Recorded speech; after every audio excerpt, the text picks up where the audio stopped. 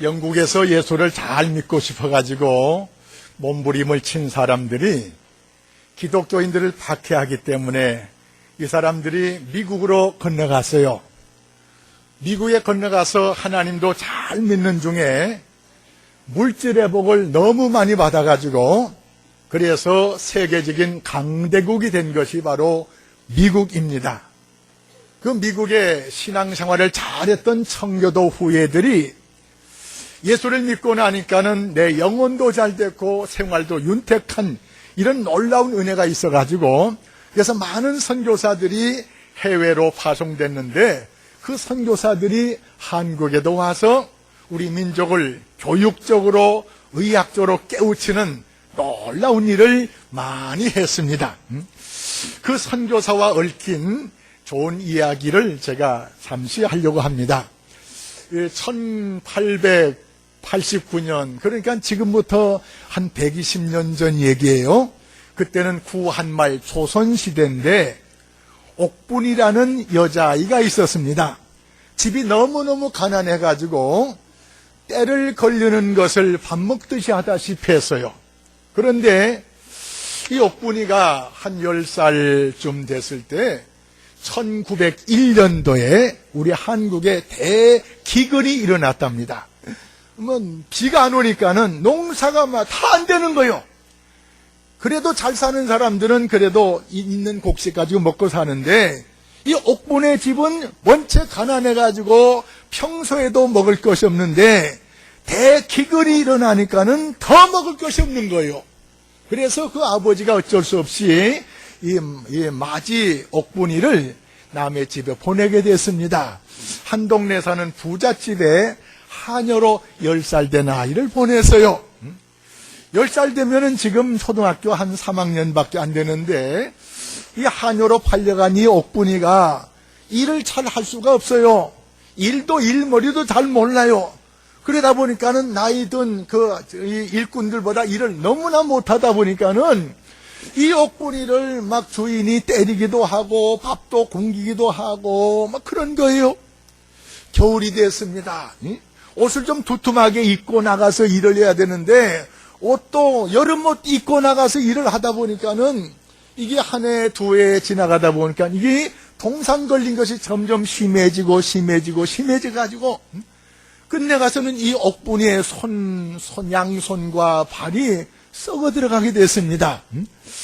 그래도 이 주인이 일만 시킬 줄 알지 옥분이 치료할 줄 모르는 거예요. 그 같은 일꾼들이 주인 아저씨한테 주인님 옥분이 좀 어떻게 해줘요?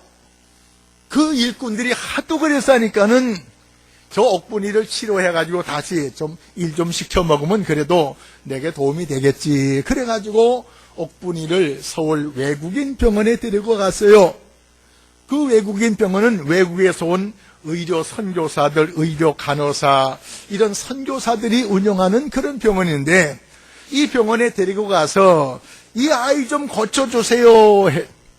의사들이 이 손과 발, 동상이 걸려가지고 벌써 막 손가락이 막 다 썩어 들어가고 있는데 아무리 고친다 해도 이 손을 고칠 수가 없어요. 손바닥까지 썩어 들어갔기 때문에 이젠 절단하는 방법밖에 없어요. 그래서 그 주인 부자한테 이런 얘기를 합니다. 이 아이는 치료할 시기가 늦어가지고 아무리 수술을 잘한다고 해도 손을 절단할 수밖에 없습니다. 발도 보니까 절단할 수밖에 없습니다. 그러니까는 이 부자 주인이 허허 하더니 잠깐만요. 그러더니 화장실 좀 갔다 오겠다고 해놓고는 이 아이 치료시켜봐야 일 못 시키지요. 치료비 되려니까 돈이 많이 들죠. 그러니까 뒤로 도망쳐버렸어요. 옥분이 혼자 병원에 남겨졌습니다. 예수님의 사랑을 실천하기 위해서 한국 땅에 찾아온 의료 선교사들이 이 옥분이를 그냥 놔둘 수가 없어요. 우리가 어떻게 하든지 저 옥분이를 살려보자. 근데 손이 막 썩어 들어가다 보니까는 이 손 전체가 열이 얼마나 나는지, 이 손하고 발을 치료하려고 해도 열이 떨어져야 치료하는데 열이 안 떨어지는 거예요. 그래서 막 얼음으로 막 어떻게 하다 보니까는 이 손이 열이 떨어지게 해가지고, 그래서 전신 마취를 하고 옥분이를 수술하게 됐는데, 이 수술은 다른 수술이 아니고 양손을 자르고 팔 하나를 자르는 수술이었습니다. 그래서 이 옥분이가 참 8개월 동안 이 수술과 과정 속에서 고통받으면서 수술해서 양손이 잘리고 팔 하나가 잘리고, 그 상태에서 이제 고침을 받았어요. 같은 병원에 입원해 있는 환자들이, 저 어린 것이 이제 14살밖에 안 된 어린 것이 손도 다 잘렸지, 돌아갈 집에도 없지, 이제 그 부잣집에는 갈 수도 없어요. 일도 못하는데 가봤자 쫓겨나기만 갈 데가 없어요. 이런 이 아이의 형편이 딱해서 병원에서 지내게 했습니다. 병원에서 지내다 보니까는 이제는 병원에서 밥도 나오지요, 또 침대도 한 칸 있지요, 또 의사들하고 간호사들 얼마나 잘해주는지. 그러다 어느 날 이제 크리스마스 성탄절이 가까우니까는 그 구타벨이라는 이 옥분이를 지극히 간호하고 돌봐준 그 간호사 선교사가 옥분이에 관한 이야기를 쓰면서 고국에 있는 자기 친구에게 크리스마스 편지를 쓰게 됐습니다. 편지 쓰고 있으니까 이 옥분이가 양 이걸 짓고는, 선생님 뭐 하세요? 너에 대한 편지를 내 친구한테 쓰고 있다. 그랬더니요, 선생님 그 내용 중에 내 이야기도 좀 해주세요. 어떻게 할까? 조선에서 가장 행복한 소녀 옥분이라고 해주세요.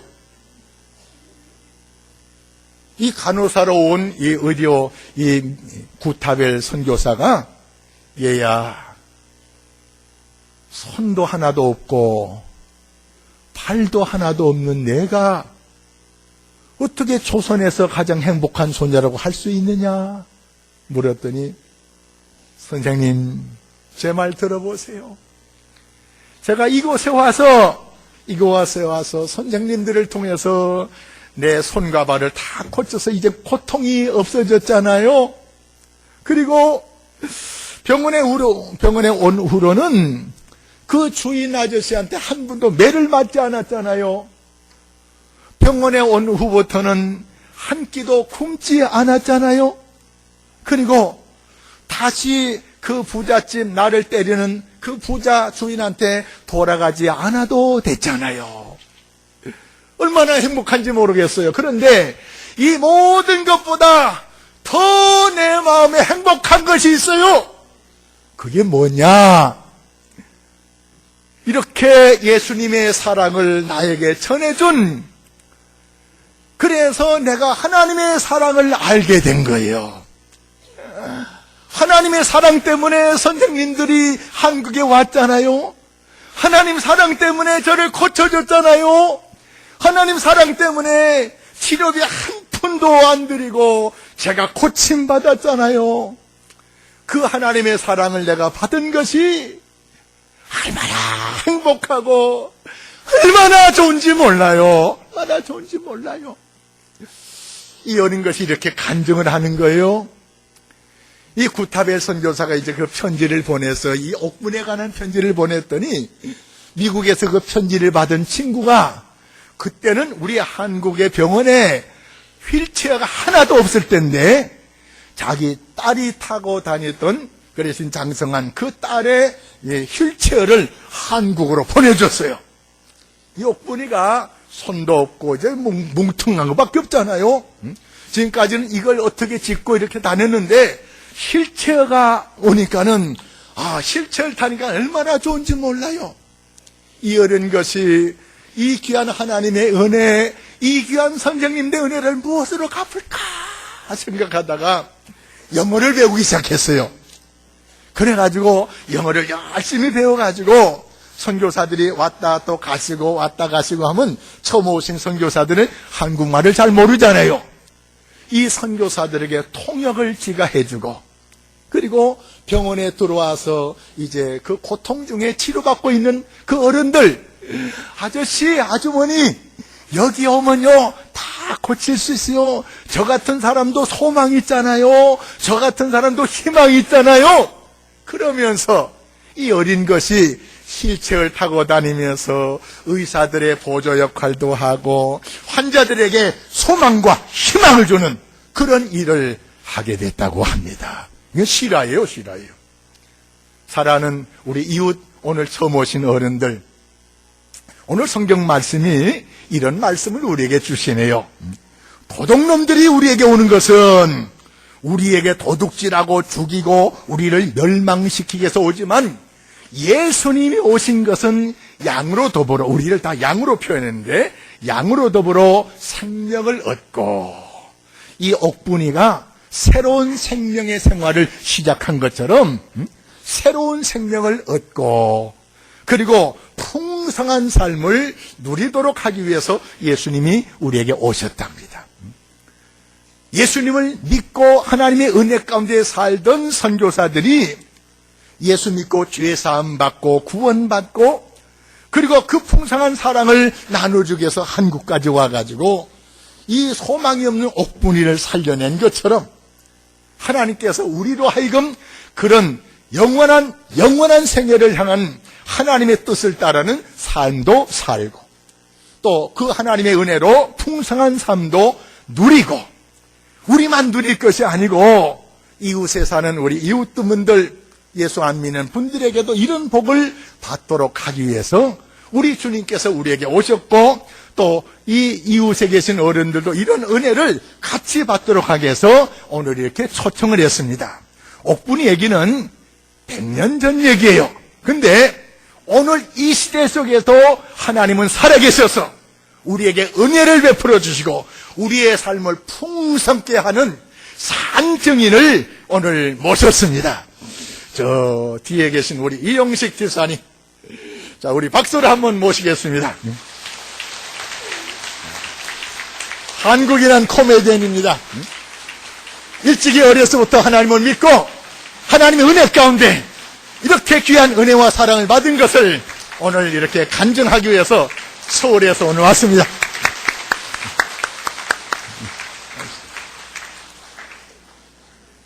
예, 신고 위에서 하실까요? 밑에서?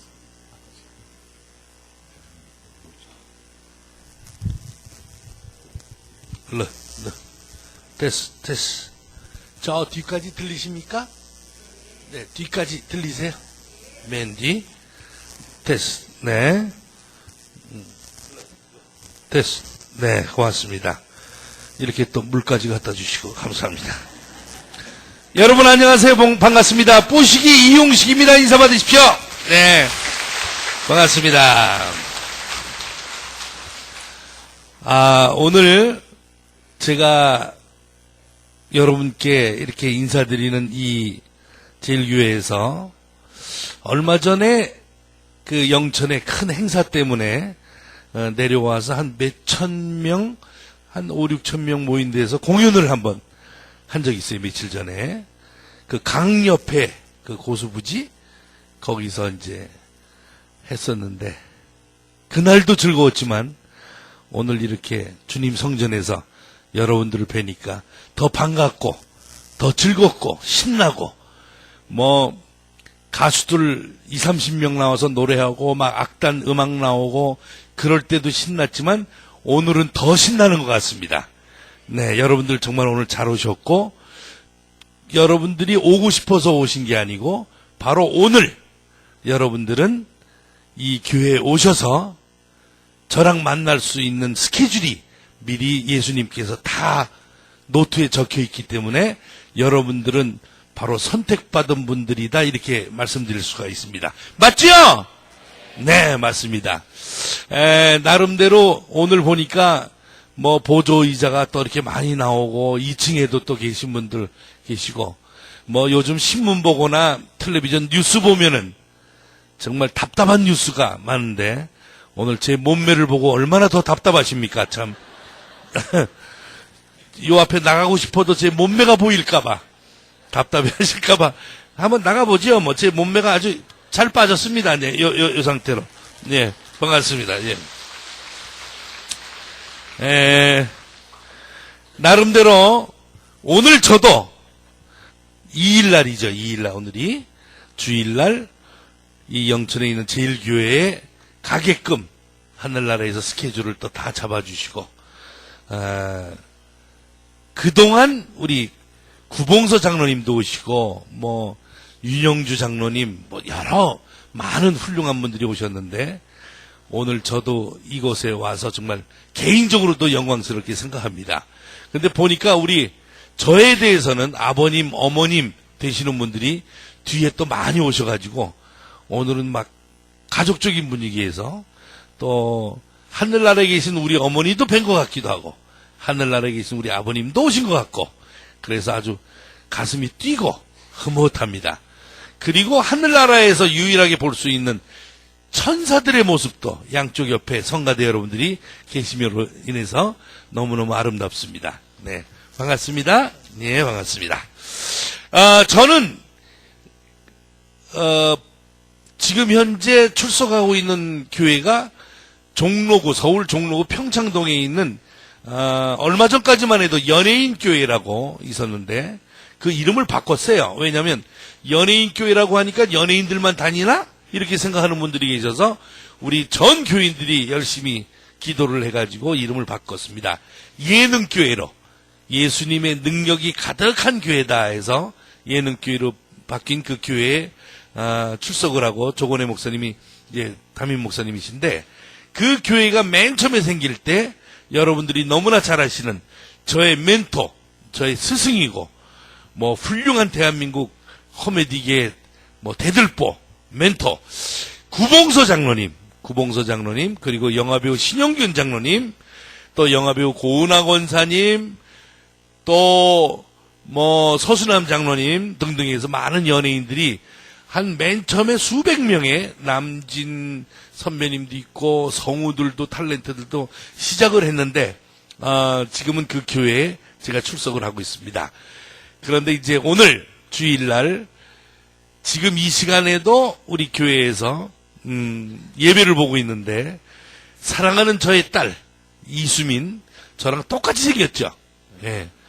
뭐 얼굴만 똑같이 생긴 게 아니라 몸매까지 똑같이 생겼다가 요즘 한 40kg를 뺐는데 지금 성가대 앞에서 첼로 이 반주하고 있을 거예요. 우리 찬양 반주를 하고 있고 우리 집사람은 안내를 하고 있고 저는 이곳에 영천에 내려와 있고 생각만 해도 너무너무 행복하고 가슴이 짜릿하고 너무너무 기분 좋은 그런 모습이 아닌가 이렇게 생각됩니다.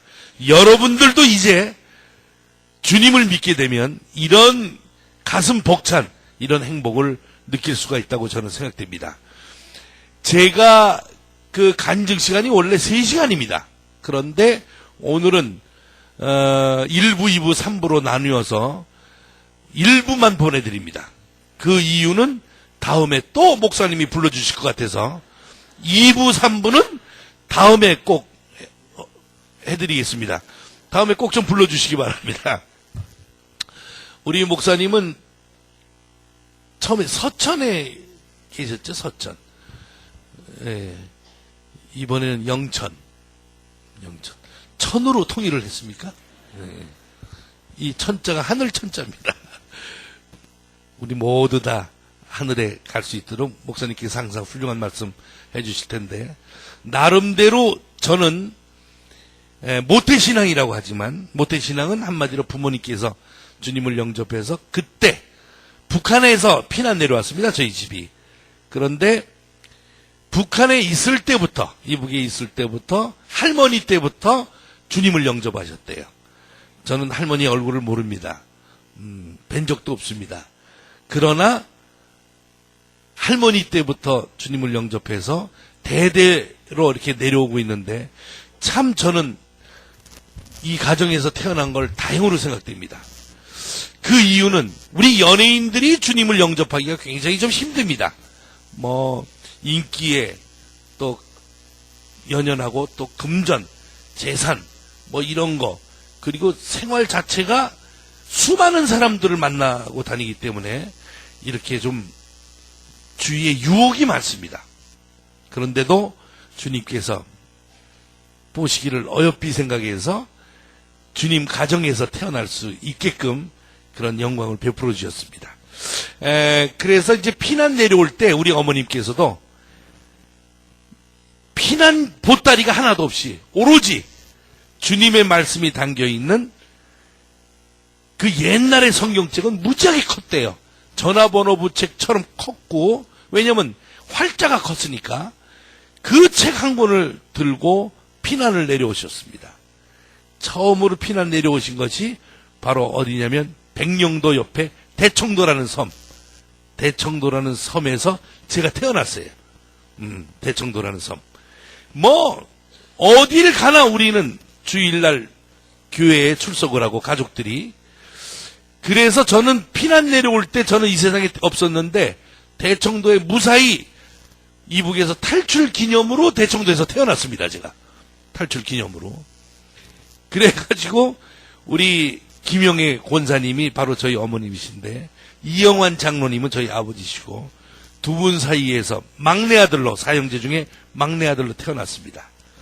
그런데 주님께서 저를 쓰시려고 어릴 때부터 교회를 다니게 주님을 믿게 했으나 중간중간에 우여곡절이 참 많았습니다. 우여곡절이. 어머님이 이 세상을 돌아가시니까 저는 저를 위해서 기도해 주실 분이 안 계시다 생각해서 방황을 했습니다. 지금으로부터 10여 년 전에 방황을 했어요. 왜? 나를 위해서 우리 어머님께서 그렇게 눈물을 흘리면서 기도를 해주셨는데 어머님이 안 계시니까 여러분들도 자식을 위해서 눈물을 흘리고 정말 어떻게 됐으면 좋겠다고, 어떻게 잘 됐으면 좋겠다고, 어떻게 건강했으면 좋겠다고 하염없이 눈물을 밤새도록 흘리시는 어머님, 아버님이 많으실 거예요. 여러분처럼 우리 어머니도 절대 이 세상에 사악한 곳에 빠져들지 않고 주님 말씀대로 살아가게끔 정말로 진실로 가슴으로 기도를 많이 해주셨는데 어머님이 돌아가시고 나니까 나를 위해서 기도를 해줄 사람이 없어서 너무너무 방황을 했었죠. 방황하는 그 시간도 몇 시간 안 흘러서 저희 집사람이 우리 어머니, 시어머니랑 똑같은 스타일로 믿음으로 저를 위해서 기도를 하기 시작했습니다. 근데 저희 집사람에 대해서 간단하게 설명을 해드리자면 결혼하기 6개월 전에 그 당시는 처가댁이 아니고 결혼을 했어야 처가댁인데 그 집에 초청을 받아가서 놀러 갔더니 저녁 식사를 대접한다고 해서 갔더니 그 집안이 거의 등 달려있고 집안에 아파트에 그리고 아파트라는 곳의 위치가 신발 벗고 이렇게 들어가면 대부분 정면으로 보이는 곳에 가족사진 총천연색 칼라로 해서 큰 게 붙어 있거나 아니면 텔레비전 무지하게 큰 게 있거나 아니면 고려자기도 아닌데 고려자기처럼 큰 항아리가 있거나 아니면 꽃이 어마어마하게 있거나 뭐 이런 자리에 제가 딱 보는 순간 놀랄 수밖에 없는 그런 형태의 이렇게 무슨 상이 있었어. 알죠? 난 뭐라고 얘기하고 싶진 않아. 그냥 난 무슨 금빵인 줄 알아. 어마어마한 얼마나 놀랐겠어요 제가. 그리고 옆에 한문으로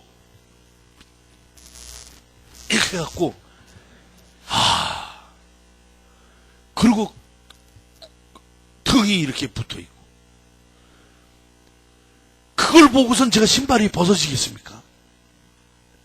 나는 수학여행 온 줄 알았어. 어릴 때 소풍을 가면 꼭 무슨 동구릉 금곡의 무슨 능 그런 데로 이렇게 소풍을 가요. 그런 데 가서 큰 기와집 같은 데 이렇게 문 이렇게 열어보면 있잖아요.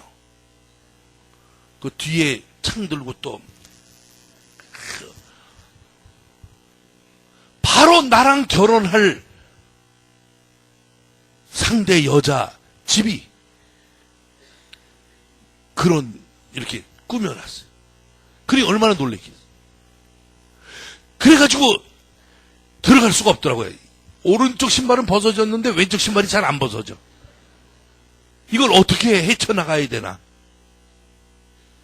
그리고 음식을 차려놓은 걸 보니까 큰딸의 사위가 예비 사위가 온다고 그래가지고 저쪽 끝에부터 끝까지 상을 그냥, 난 상다리가 휘어지는 게 그 모습을 보고 이야기하는 줄 알았어요. 하얀 뭐 이렇게 종이로 덮었는데 그걸 이렇게 치우니까 옛날 왕도 그렇게 못 먹었을 거예요. 내가 뚱뚱하니까 고기를 그렇게 좋아하는 줄 알았나 봐. 식물성은 김치밖에 없지 전부 고기야. 화장실 좀 안내해 주세요. 어머니 화장실 좀. 나는 닭을 가지고 그렇게 여러 가지 음식을 만드는 걸 처음 봤어요. 닭 하나만 가지고도 여러 가지. 이 닭을, 다리를 묶어놓은 닭도 그 테이블에, 이 상에 이렇게 있고, 어느 닭은 가슴을 이렇게 다 열고 이렇게, 어느 닭은 머리, 얼굴도 없이 물속에 이렇게 들어가 있고, 어느 닭은 자꾸 움직여. 살아서 움직이는 게 아니라 끌어가지고 움직이는 거지. 이야, 살은 살대로. 그러니 닭 하나만 가지고도 그렇게 음식을 만드니 돼지고기, 소고기 이걸로 진수성찬 신선로가 막 끓고 어마어마하게 차려놓은 거를 보고도 못 들어가는 거야. 두렵고. 이게 아닌데 우리 주님이 왜 이랬을까? 그러고서 이제 제가 핑계를 댔어요. 여기서 방송국이 가까우니까 한 10분 거리니까 금방 갔다가 후배들한테 연습시키고 바로 오겠습니다. 30분 만에 오겠습니다. 그랬더니 그때 당신 장모님이 아니시죠. 예비 장모님이지 그때. 지금은 장모님 되셨지. 그분이 하시는 말씀이 어머 어떡하지 이 음식을 이렇게 다 차려놨는데 이 식으면 어떡하나 아우 정말 이거 어떡하나 막 이러는 거예요. 그 옆에 고모 이모들도 뭐 앞치마 두르고 지금 난감하지요. 음식이 김이 나고 끓고 있는데 내가 방송국 갔다 온다니까. 근데 장인어른 되시는 분이 경상도 사나이인데 군 출신이라 아주 듬직하고 무시무시하게 생기시고 키도 크시고 그분이 나오더니 마 그러면 할 수 없지. 연습 끝나고 빨리 와. 그러니까 아니 여보 음식 이거 다 식으면 어떻게 렌즈에다 넣으면 되지. 경상도 사나이. 어디냐면 장인어른 그 고향이 전부 김해군 장유면 부곡리 285-72. 그때는 군이라고 그랬어요. 김해시가 아니고 군. 김해군 장유면 부곡리 285-72. 근데 내가 왜 집사람 고향을 외우는지를 모르겠어, 주소를. 난 내가 태어난 주소도 몰라요. 근데 집사람 태어난 주소는 내가 외워. 그거 참 희한하죠, 목사님? 예. 그래서 그 장인어른 덕분에 나왔어요. 나오고 차 시동을 거는데 나는 우리 집사람이 그렇게 말 많은 줄, 그런 여자인 줄 몰랐어.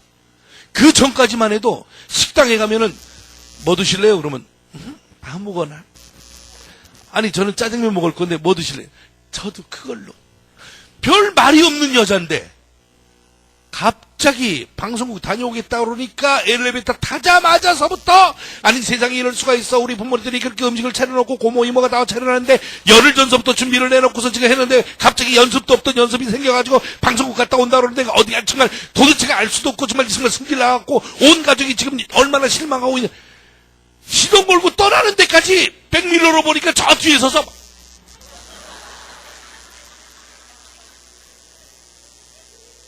차가 가다가 횡단보도 서서 혹시나 해서 백밀러로 다시 보니까 저 뒷골목에 서가지고 막.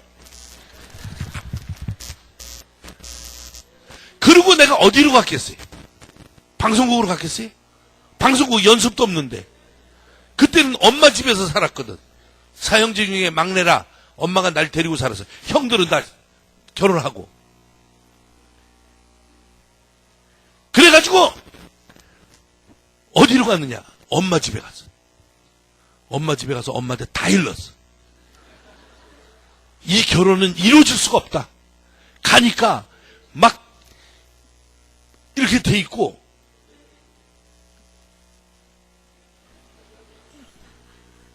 신청이 나오는데 그게 매달려 있어. 그리고 얼핏 방을 이렇게 보니까 장인어른 침실 같은데 이렇게 보니까 침대 그 머리맡에 이렇게 책 같은 거 올려놓게 찻잔 같은 거 올려놓은 데가 이렇게 선반이 있잖아요. 침대에. 거기에 요만한 10개쯤이 있어. 10개. 애기들이.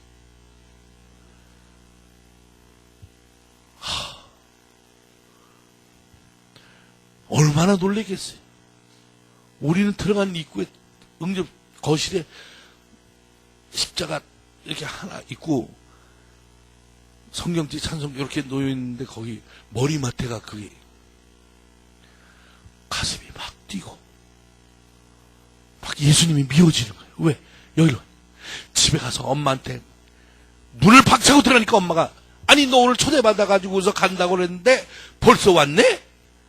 저녁 먹고 왔네 벌써? 그래서 다 일렀어.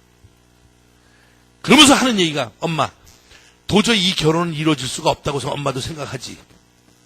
그러니까 엄마가 가만히 있어. 그러니 엄마가 결혼하라고. 그 여자랑 결혼하라고. 엄마도 딱 한 번 봤거든.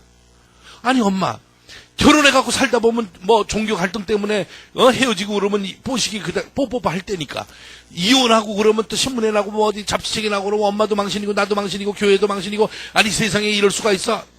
어떻게 해서 결혼을 하라고 그러는 거야? 그러니까 엄마가 우리 권사님이 하시는 말씀이 너는 결혼해서 네 집사람 구원하고 나는 사돈 때 구원하고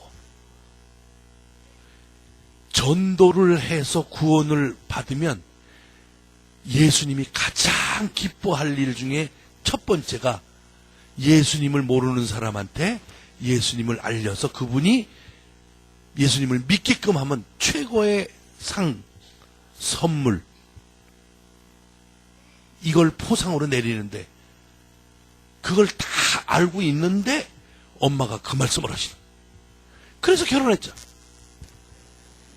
그래서 결혼했더니 우리 엄마가 돌아가시고 난 한 3일 됐는데 우리 집사람이 슬슬 변하기 시작하는데 우리 엄마처럼 나보다 지금 결혼해가지고 신혼여행 갔다 오면서부터 교회를 다니기 시작했어요. 교회를 몰랐어요. 왜? 장인 장모님 때문에 그 사남매가 전부 산에 갔지. 교회를 안 다녔어요. 아기 때부터 그 산에를 이렇게 열심히 다린 튼튼해 지금. 산에 다니. 그러니 교회 주님이 누군지를 모르죠. 예수 그리스도가 하여튼 크리스마스만 알았어. 하여튼 그 집사람 가족들이. 근데 이제 결혼을 하면서부터 교회를 다니기 시작했어요. 그러니까 나는 모태신앙이라는 게 부끄러울 정도로 지금 믿음이 어마어마한 믿음을 가졌어요. 기도도 집사람이 주도해가지고 기도하고 성경 말씀도 우리 집사람이 더 많은 상식을 갖고 해박한 지식을 갖고 내가 모르는 걸 오히려 물어봐요. 그건 나는 복받은 사람이잖아. 그죠? 믿지 않는 사람이 믿음을 가지기 시작해가지고 더 나보다 더 강한 믿음을 가지니까 난 정말 그게 행복이다 이거죠. 그리고 늘 나를 위해서 기도하고 우리 어머니 대신 뭐 맨 처음에 교회 다닐 땐 뭐 신혼여행 갔다 와서는 누구 때문에 교회 다녔냐면 결국은 우리 형수들 때문에 신혼여행 며칠 가나? 그러니까 우리 집사람이 네 형님 5박 6일 가요. 그러니까 그러면 주일날 저녁 때 도착하네 비행기 시간이. 네 그냥 토요일날 귀국해서 주일날 다음날 교회 나오는 게 참 살아가는데 편할 텐데. 그게 무슨 말씀이세요? 집에 가서 생각해봐. 가만히 생각해보니까 주일날 교회 나오란 뜻이야.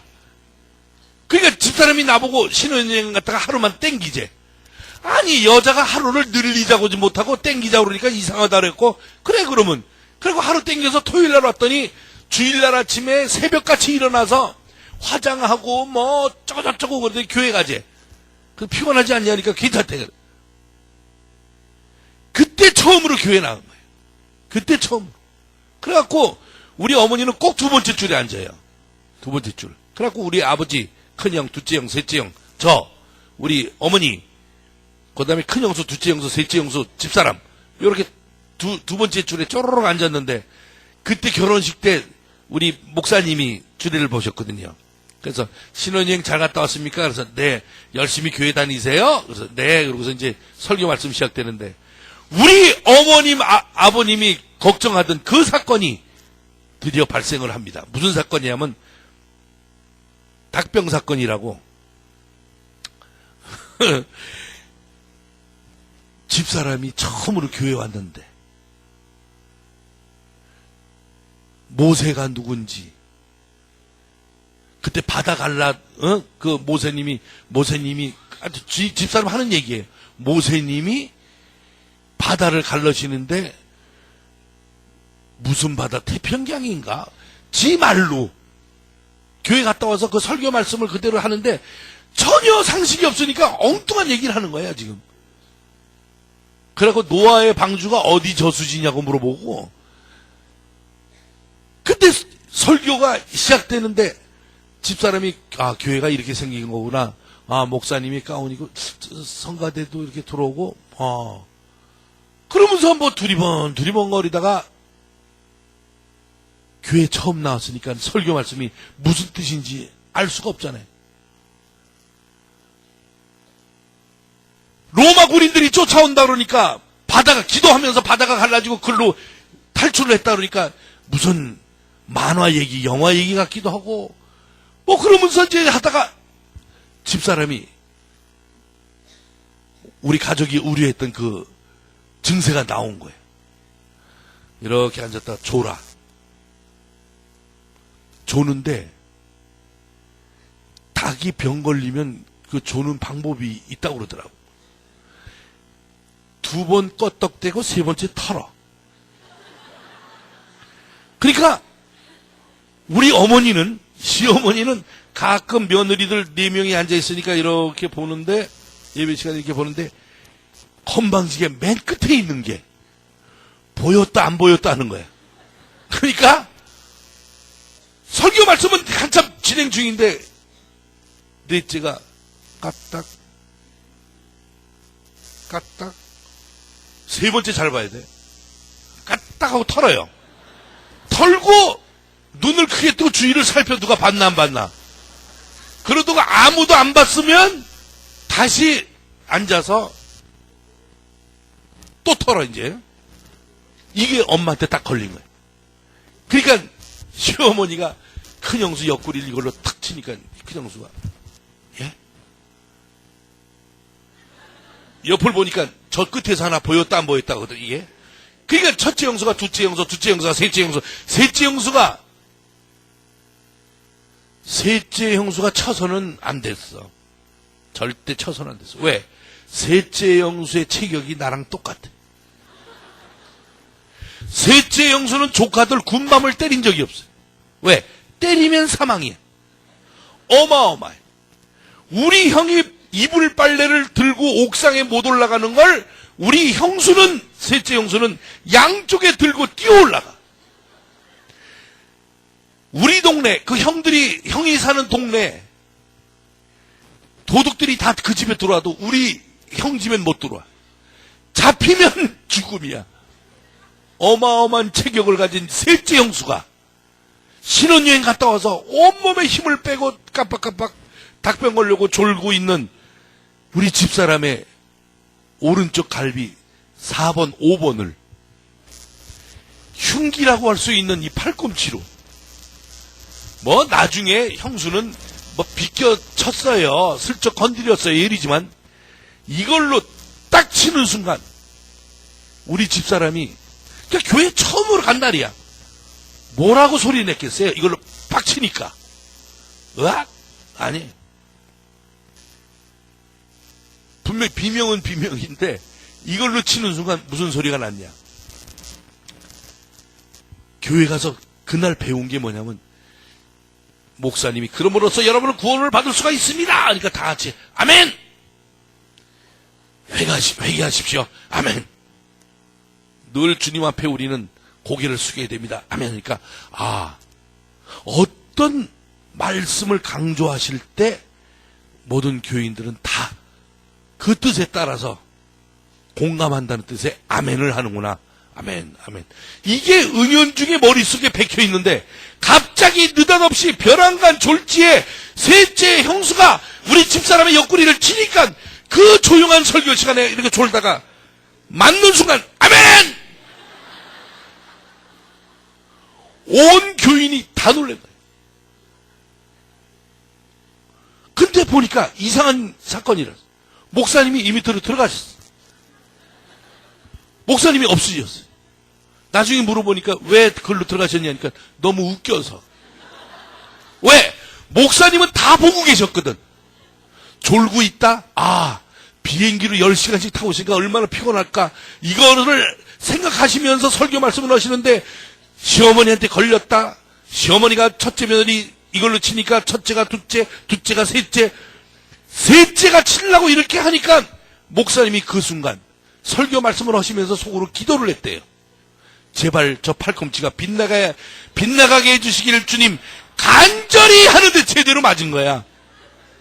아멘 하니까 나도 모르게 뒤를 딱 돌아보니까 한 서너 분이 일어났어. 서너 분, 한 세네 명이 일어나 있더라고. 왜? 그분들도 졸다 깨신 분이야. 비명소리에 졸다가 깜빡 깬 거야. 그게 그 유일한 우리 집사람이 처음으로 교회 가서 십자가 앞에서 뭔지도 모르고 주님이 뭔지도 모르고 가서 예배를 드릴 때 신고식을 예수님한테 아주 철저하게 했어요. 그렇게 시작한 우리 집사람이 믿음이 강해서 믿음을 다지고 다져서 내가 오히려 지금 배우고 있으니 여러분 지금 이 말씀을 왜 드리냐면 평생 예수님 믿은 것과 1년 믿은 것과 나는 예수님을 안지 1, 2년밖에 안 되는데 몇 달밖에 안 되는데 주님은 몇 년 믿었냐 이거 따지지 않거든요. 맞죠 목사님? 몇 년 평생 다녔냐? 한두 달 다녔느냐? 진실로 회개를 했느냐? 기도를 할 때 건성으로 기도를 하느냐? 아니면 간절히 기도하느냐? 이거에 따라서 주님이 용서를 해주신다. 나는 죄진 게 많아서 나는 정말 말로는 못하지만 죄진 게 많아서 천국 문턱에도 못 갈 거야. 이런 말씀을 하시는 분들이 없잖아 있어요. 우리 장인어른도 그랬으니까. 그러나 주님께서는 몇 년 믿었냐 기록을 안 보시고 진실로 믿느냐에 따라서 좌로 우로 용서를 받느냐. 근데 예수님은 사랑의 예수님이기 때문에 진실로 회개를 했다면 받아주신다 이 말씀이에요. 왜? 그 장인어른께서 돌아가시기 1년 전에 저희 집사람이 가가지고 아버지 이제 교회 나가시죠. 우리 장인어른이 난리가 났어. 난리가 났어. 예수 얘기하러 왔냐고. 너 한 번만 더 예수 얘기하면 호족을 파버린다고. 내가 없는 얘기를 지금 마이크 들고 여러분한테 하겠습니까? 우리 집사람도 이걸 보고 있을 텐데 나중에 인터넷이라도 울면서 왔어요. 그러다가 우리 교회 온 권사님들이 중보기도를 했어. 이용식 안수 집사님, 김영애 권사님, 그 장인 장모가 주님을 영접하게 할 수 있도록 주님 허락하여 주시옵소서 중보기도를 했어요. 또 찾아갔어. 찾아갔더니 우리 장인어른 막 난리가, 경상도 사나이 이 사투리에다가 막 난리 치니까 우리 장모님이 울면서 왜 왔냐고, 또 장모님까지도. 왜 와서 장인어른 네 아버지 이 심기 건드리냐고 그러면서 막 난리 친 거예요. 또 울면서 왔어. 고집이 그렇게 했어요. 돌아가시기 8개월 전에 또다시 우리 장인어른이 큰 사건을 저지릅니다. 무슨 사건? 교회에 오셨습니다. 그 난리치던 분이 장모님하고 둘이 맨 뒤에 와서 예배 시작할 때 언제 들어왔는지도 아무도 몰라. 장인 장모 얼굴을 누가 알아야지. 우리만 아는데. 예배 시간에 하도 느낌이 이상하고 그 사람이 이상한 느낌이 있어요. 저도 모르게 뒤돌아보니까 깜짝 놀랐죠.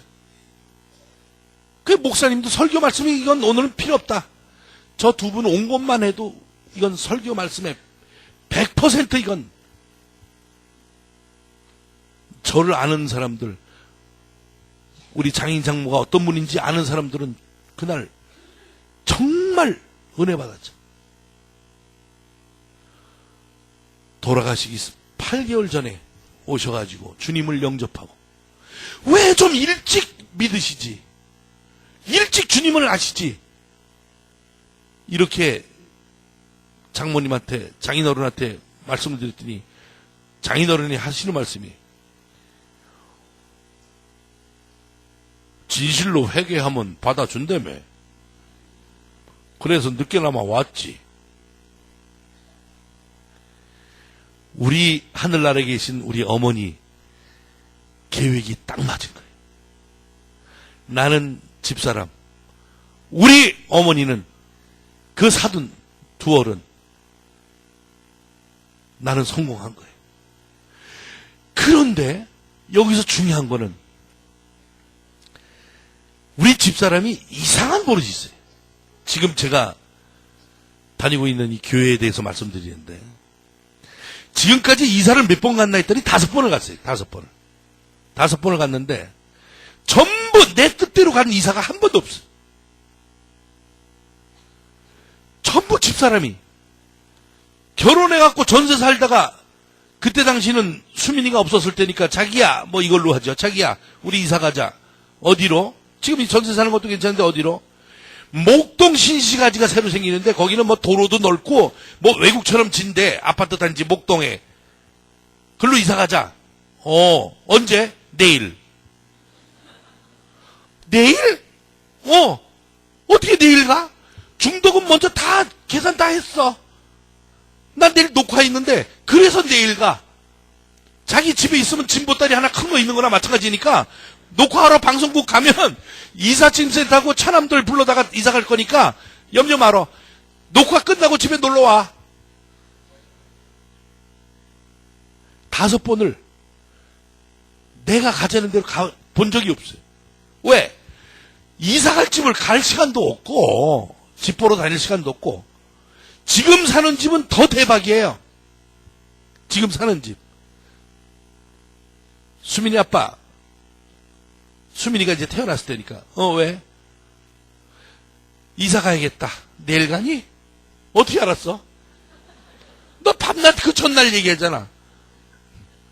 왜 이사 가니? 수민이가 첼로를 하니까, 5살 때부터 첼로를 했거든요. 예술고등학교 다니려면 첼로가 이만큼 긴데 그거를 어깨에다 메고 버스 타고 택시 타고 뭐 이거 하려면 애가 사람을 끌고 다니는 것처럼 힘들 텐데, 아예 그 학교 앞으로 이사 가는 게 낫지 않아? 그래?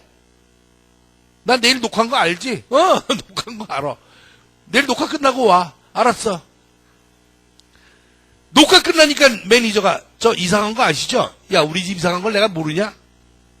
타세요. 녹화 끝나고 차에서 졸고 있는데 집에 왔대요. 내리세요. 집에 왔어요. 내리니까, 어머, 우리 교회 마당에다 내려놨어.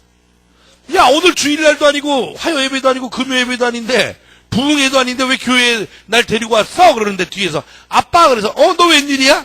이거 우리 집이야. 뭐? 지금 살고 있는 집 교회 현관하고 우리 집 현관하고 6m. 비가 억수로 쏟아져도 우리 집에서 현관에서 딸내미하고 손잡고서 준비 땅 하면 비 한 방울 안 맞고 교회로 쏙 들어가요. 여름에 우리 집 창문 다 열어놓고서 자고 있으면 교회 예배 드리는 그 소리 다 들려. 일부 설교 말씀 다 듣고, 어느 때는 피곤하면 2부까지 들을 때가 있어요. 그럼 3부에 가서 예배 보면 설교 말씀 3번 들어. 이제는 집사람이 십자가 그늘 밑에서 마지막 날까지 영원히 주님 그늘에서 살도록 해주셨어요. 그래서 난 집사람 이렇게 보면 우리 엄마 생각이 나요. 왜? 이렇게 만나게 해준 분도 주님이고, 우리 어머니의 몸에서 태어나게 해준 분도 주님이고, 나는 이렇게 행복할 수가 없어요. 여러분들도 이제 이 세상에서 가장 고마운 사람이 한 사람씩은 다 있을 겁니다. 오늘 보면 내가 아플 때 나를 낫게 해준 사람이 의사 선생님, 정말 고맙고 감사하지. 또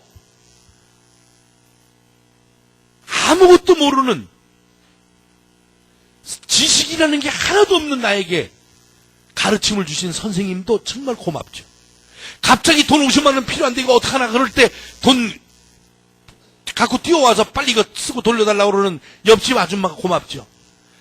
무거운 짐을 들어준 젊은이가 고맙죠. 고마운 사람이 수없이 많은데 이 세상에서 가장 고마운 사람이 누군가 한번 생각해 보면, 세상에서, 대한민국에서, 영천에서 같이 살면서, 옆집에서 살면서, 아니면 조금 떨어진 집에서 살면서 나를 얼마나 좋아하고 사랑했길래 이 세상에서 사는 것보다도 죽어서까지도 같이 살자고, 하늘나라 가서 같이 살자고, 누가 먼저 갈지는 모르겠지만 하늘나라까지 가서 같이 살자고 손잡아 끌고 오늘 이 자리에 앉아있는 그분이 얼마나 고마워요.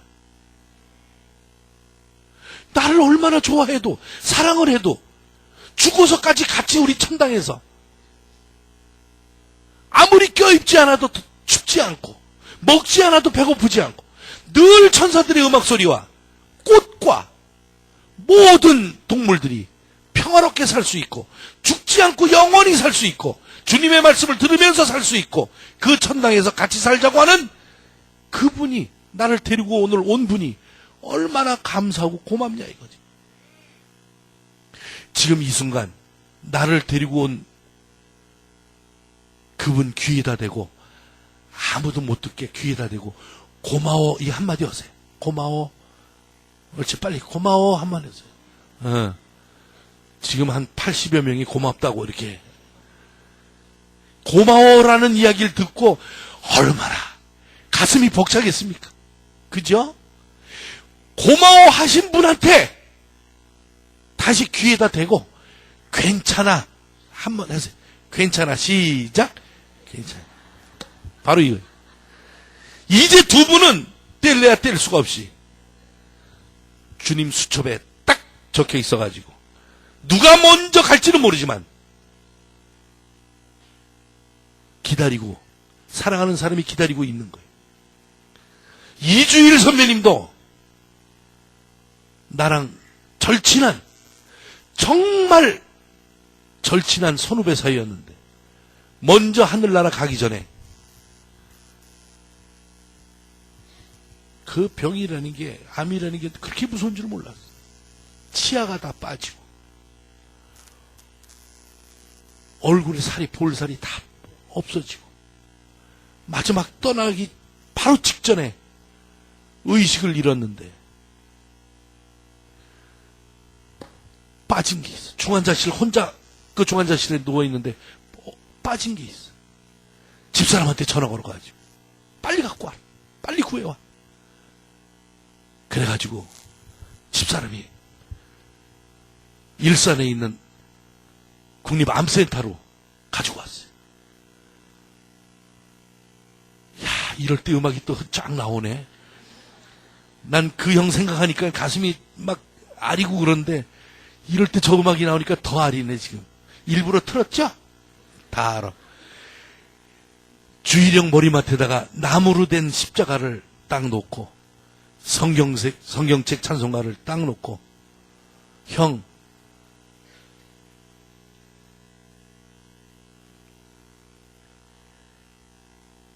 먼저 가더라도 섭섭해하지 마. 우리도 다 가지. 더 좋은 곳에 형이 있을 거야. 이렇게 굵은 바늘로 찔러도 느낌이 없고 아무 표정 없고 무표정으로 의식이 없는 분이 눈가에 이슬이 이렇게 맺히는 거야. 얼마나 놀랬겠어. 얼마나 놀랬겠어. 주일영 말이 흔들고 막 가족들이 와서 흔들고 뭐 해도 미동도 없고 느낌도 없고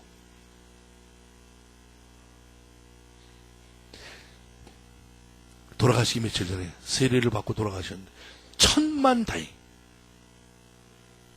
정말이. 제가 마지막으로 이 말씀은 꼭 드릴게요.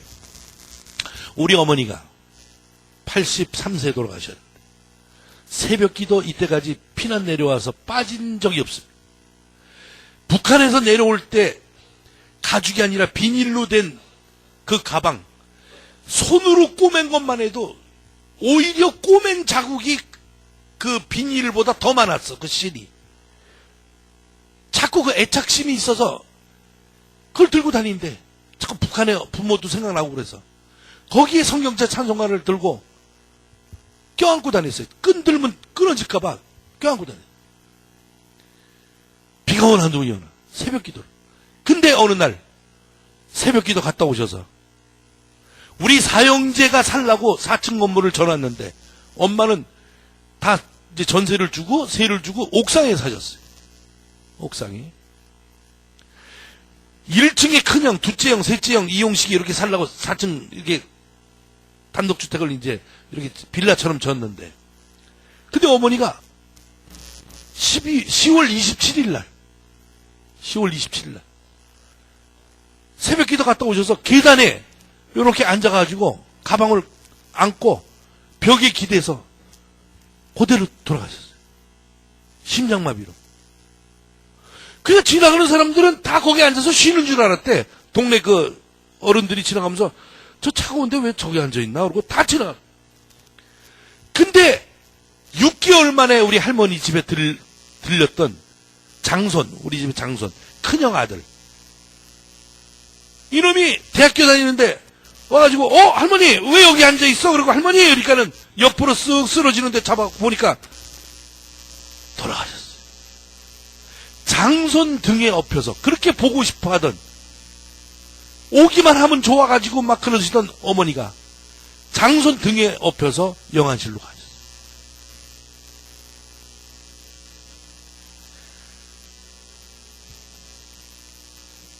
어머니 유언, 유서 추석날 모여가지고 큰형이 어머니 아버지 이제 연세 많으시니까 유언이나 유서 이제 남겨 넣으셔야죠. 우리가 재산 때문에 싸우면 어떡할 거예요? 웃으면서 얘기하니까 니네들 예수님 나라 안 올 거야? 유서나 유언은 안 만나는 거를 전제 조건으로 쓰는 거 아니냐?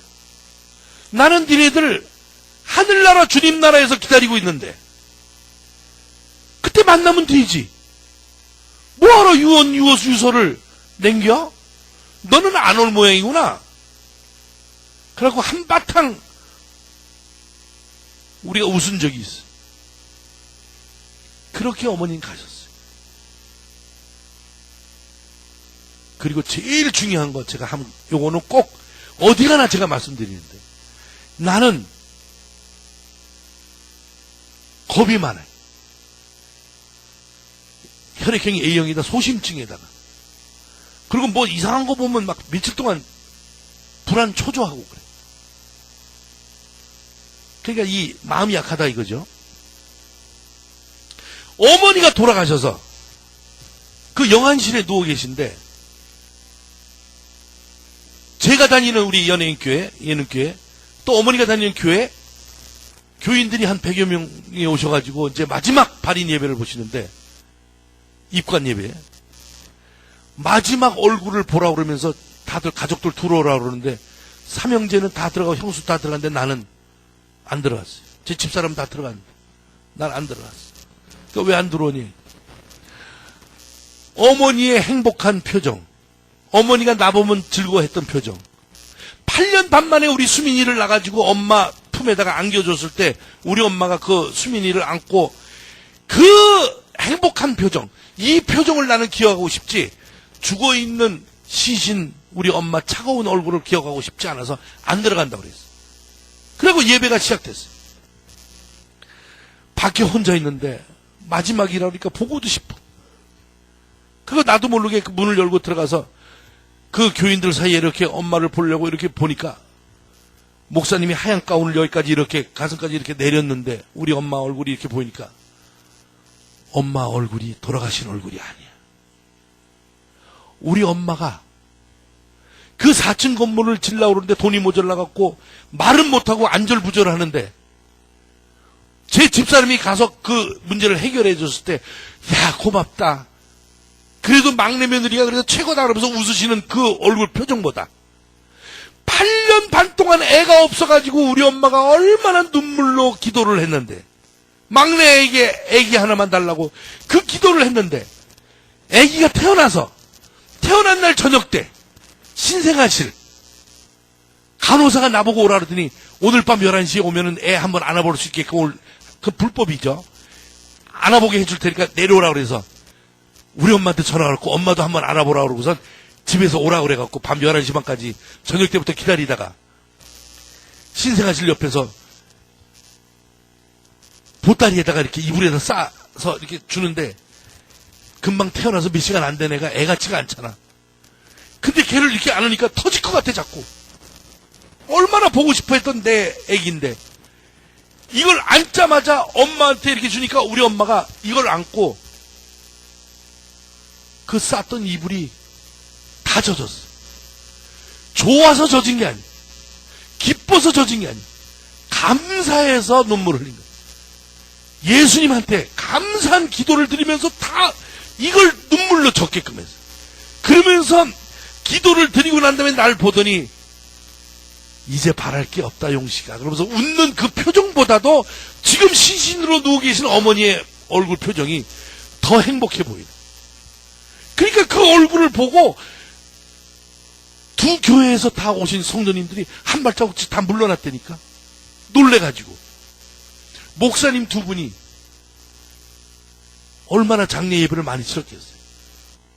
근데 딱 설교 말씀하시려고 딱 얼굴 보고 이 얼굴 모습이 바로 하나님 나라에 들어갔다는 표시가 바로 이 표정입니다. 권사님의 얼굴 표정을 보고 우리 모두 천당에 가셨다는 걸 알 수가 있습니다. 온 교인들이 다 울었어요. 일단 믿으면 우리는 다 같이 천당에 갑니다. 진실로 믿으면 갑니다. 우리 어머님처럼. 여기